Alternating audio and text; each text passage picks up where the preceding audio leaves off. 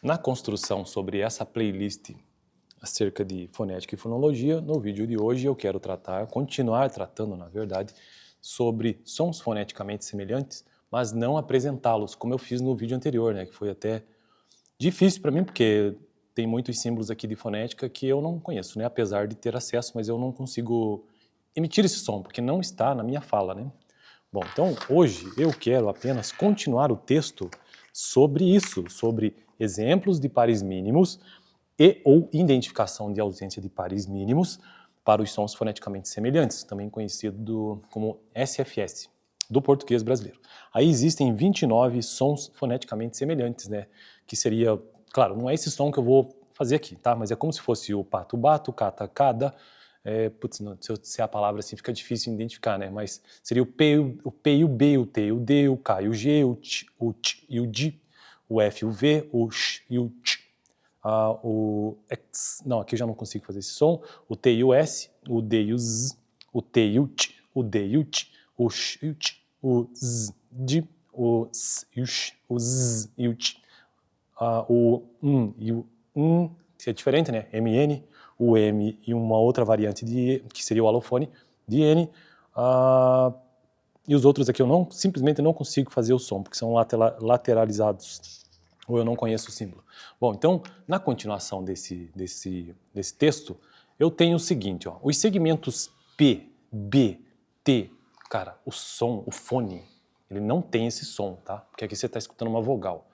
Então, por exemplo, o P não é P, é P. O B não é B, é P.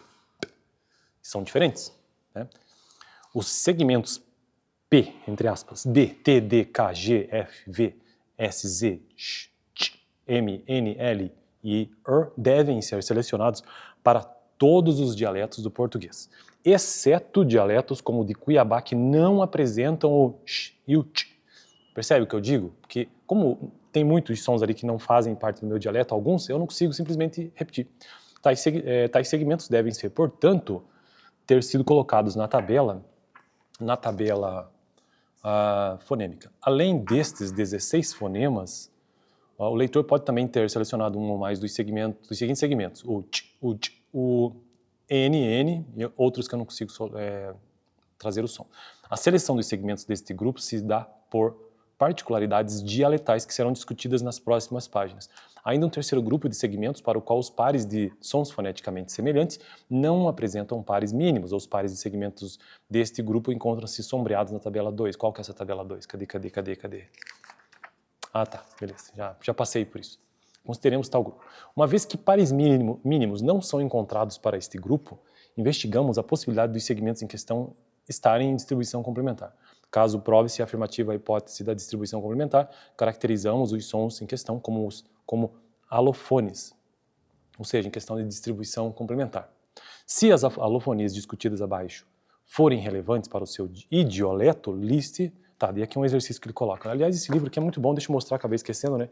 Sons, fonética e fonologia do português brasileiro, né? Pode ser, acho que aqui tá, ela é brasileira. Então, Thaís Cristóforo e Silva, este é o livro, essa edição, inclusive, é 2024, excelente. Eu estou na Faculdade de Letras e este aqui foi o livro que a professora, um dos que a professora utilizou nesta disciplina. Então, super indico, é por isso que eu estou me baseando por ele. Fonética e fonologia é um dos importantes níveis da linguística. Então, fonética, fonologia, morfologia, sintaxe e assim por diante. E começa da menor unidade e assim na língua, e isso vai avançando, né? Então, por exemplo, fonética, qual que é a menor unidade? O fone, né? Então, a simples produção do som que não tem significado, como esse que eu acabo de mostrar no início do vídeo, né? Então, P não é P, é...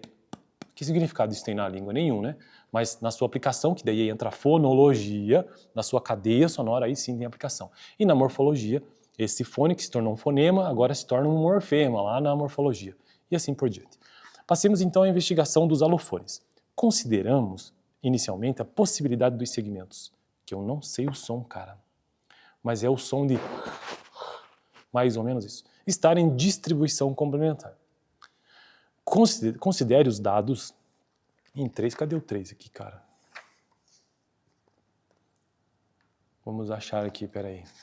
Eu não edito esses vídeos, né? Então eu tenho que me virar aqui. Tá, não vou conseguir encontrar. Considere os dados em 3, dialeto 1. Ah, tá. Dialeto 1, cadê? Ah, tá. Os dados em 3, que é o dialeto 1. Que dados são esses, então? Para qual? Deixa eu ver para qual aqui. Os falantes da... Tá. Considere os dados em 3. Dialeto 1 reflete a pronúncia de alguns falantes da cidade do Rio de Janeiro. E dialeto 2 reflete a pronúncia de alguns falantes de Belo Horizonte. Em todos esses exemplos, o R ortográfico pode ser manifestado como um dos segmentos. Tá, por isso Rânia. Deixa eu ver se eu encontro então. O dialeto 1, que é no caso do Rio de Janeiro, seria torto, no Rio de Janeiro. Torto, carro, rato, mar, Israel. Tô lendo, tentando ler a fonética, tá? Torto, isso. Corpo, arte, porca, terço, garfo, marcha, corda, carbono, tarde. Não consigo ver diferença, cara. Porque diz que porca é diferente de tarde. Esse r. Larga, Herzog, árvore, surge, arma, carne, orla. Não, não é orla, daí é orla. Tá, isso aqui seria no Rio de Janeiro. Em Minas Gerais, Belo Horizonte, seria o... Como que seria? Carro, rato. Felizmente, não é o meu dialeto, eu não consigo... Mas eu estou entendendo o que o livro está querendo nos dizer, né? Sobre os alofones, que são variantes, na verdade, daqueles fones, sabe? Então, ele está querendo nos dizer que tanto no Rio de Janeiro como em Belo Horizonte, o significado é o mesmo. O que varia é apenas o seu fone, nesse caso, né? E aqui, na verdade, se transforma num fonema. Então, esse mesmo carro no Rio de Janeiro tem o mesmo significado, exceto o som. Então, ele é um alofone. Tem um que é dominante, que se torna o seu fonema, mas tem o seu alofone também. Nesse caso, tem o fone e o alofone, né? Nos exemplos, tá. Dialeto 1 reflete a pronúncia de alguns falantes da cidade do Rio de Janeiro e dialeto 2 reflete a pronúncia de alguns falantes de Belo Horizonte. Em todos esses exemplos, o R ortográfico, tá, como já disse. Nos exemplos da coluna da esquerda, o R ortográfico encontra-se nos seguintes ambientes: posição intervocálica, início de palavra, final de palavra, início de palavra, procedimento de consoante. Na coluna do meio, o R ortográfico encontra-se em limite de sílabas, seguindo de consoante desvozeada. Na coluna direita, o R ortográfico encontra-se em limite de sílabas, seguido de consoante vozeada. Em cada um dos exemplos a seguir, observe a manifestação fonética do R ortográfico em termos dos ambientes em que tal segmento ocorre. O símbolo, um tiozinho, indica que uma forma alternada com a outra. Bom, então aqui eu finalizo o vídeo de hoje mostrando que a depender da posição em que este som surge, é que ele fica com esse som. Inclusive, isso eu já tratei aqui no canal algumas vezes sobre premissas, né, da fonêmica. E existem algumas que eu quero repetir, porque esse vídeo já está muito longo, mas já que está longo, agora vamos finalizar, né? Existem premissas da fonêmica. Então, por exemplo, premissa número 1.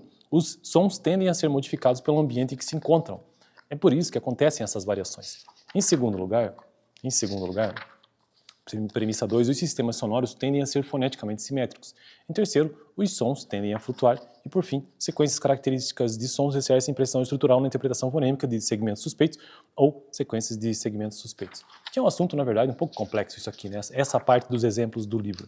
Bom, então eu fico por aqui, continuo no vídeo que vem, a partir deste ponto, né? Tentando entender mais esse dialeto 1, dialeto 2, ou seja, Rio de Janeiro e Belo Horizonte, no sentido de sons foneticamente semelhantes. Valeu e alofones.